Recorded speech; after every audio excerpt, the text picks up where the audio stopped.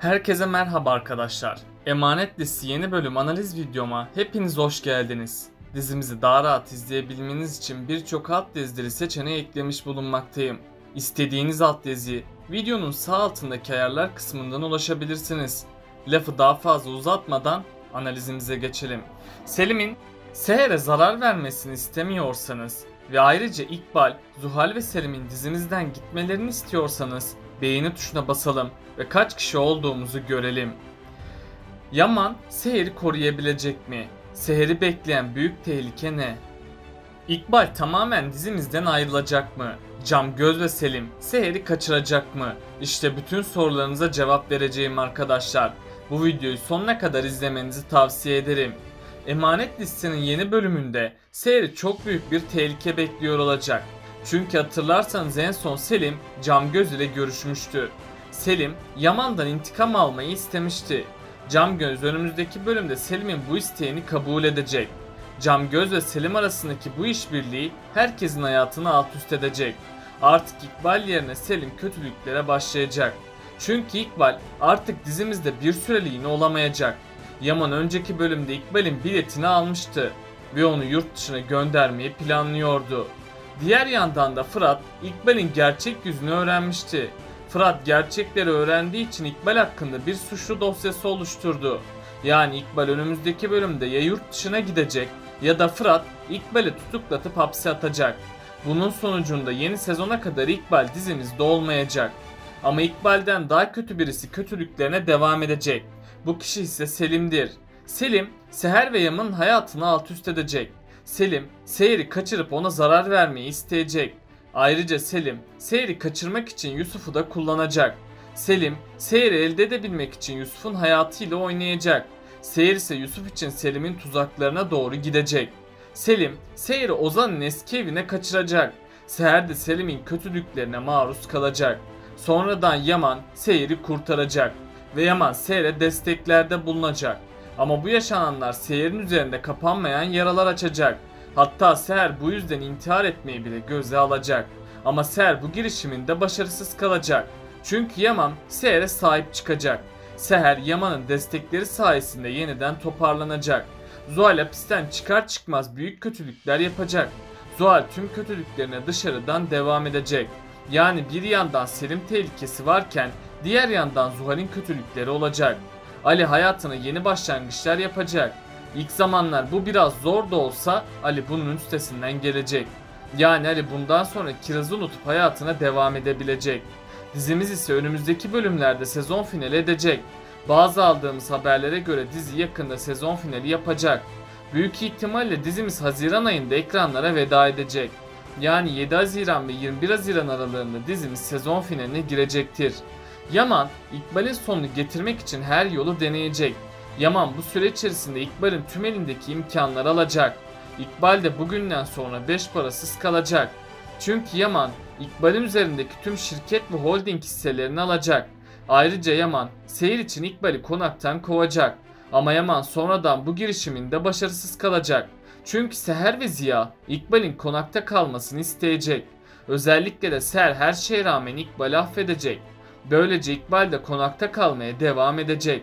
İkbal ilk zamanlar kötülük yapmayacak. Çünkü İkbal tüm tepkileri yine üzerine toplamak istemeyecek. Bu yüzden İkbal kötülüklerine ara verecek. Seher ve Yaman ise tüm kötülüklerin ardından rahat bir nefes alacak. Hatta Seher ve Yaman bu sürede yakınlaşacak. Yani Seher ve Yaman'ın ilk yakınlaşması gerçekleşecek. Bu sürede Yaman, Seher'e büyük sürprizlerde bulunacak. Seher de bu sürprizlere çok sevinecek. Yaman, Seher'in bu mutluluğunu gördükçe geçmiş acılarını unutacak. Ayrıca konağın yeni hanımı Seher olacak. Konağın hanımı Seher olduğu için herkes rahat bir nefes alacak. Tabi İkbal her zaman olduğu gibi buna sinirlenecek. İkbal kötülük yapmaya çalışsa da bunda başarısız kalacak. Ama İkbal'in kötülüklerini Selim devam ettirecek. İkbal kötülüklerini bıraktığı için Selim, Yaman ve Seher'e kötülüklerde bulunacak. Selim, Seher'den ayrıldığı için Yaman ve Seher'i ayırmaya çalışacak. İlerleyen bölümlerde Selim Seher'i kaçıracak. Selim büyük ihtimalle Seher'i kaçırmakta başarısız kalacak. Çünkü Yaman Seher'i kurtaracak. Selim de bu sefer hamlelerini daha farklı devam ettirecek.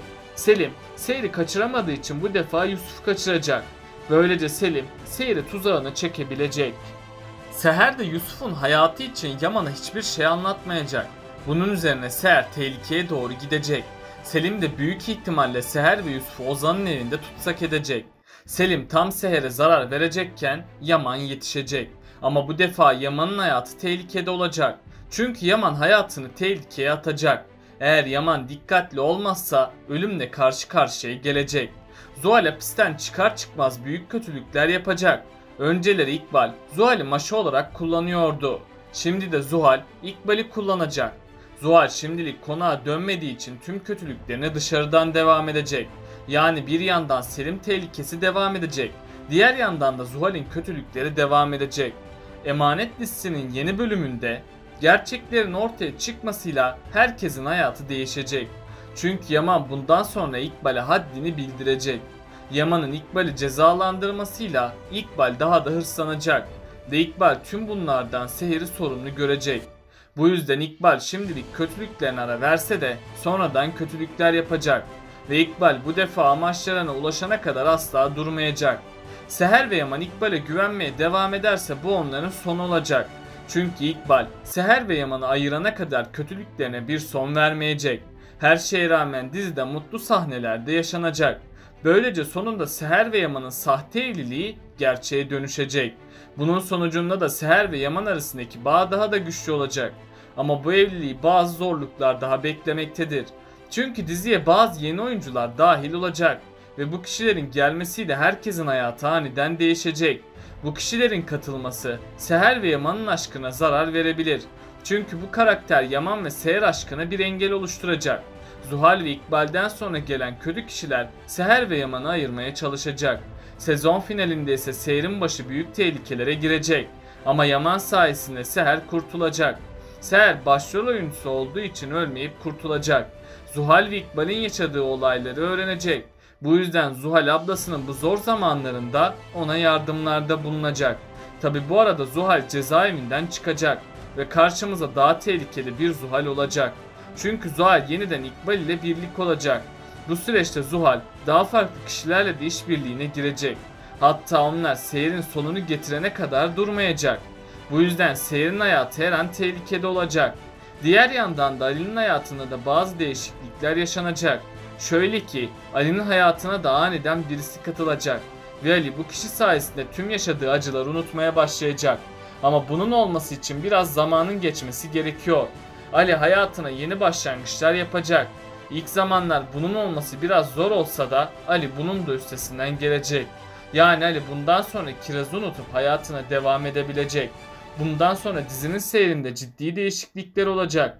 Hatta bu değişiklikler sayesinde daha heyecanlı sahneler yaşanacak.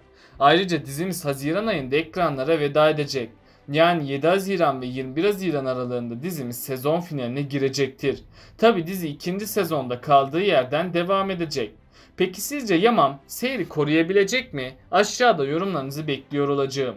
Böylelikle bu bölümümüzün de sonuna gelmiş bulunmaktayız arkadaşlar. Beni desteklemek için yorum atmayı, videomu beğenmeyi ve kanalıma abone olmayı unutmayın arkadaşlar. Kendinize çok iyi bakın, hoşça kalın.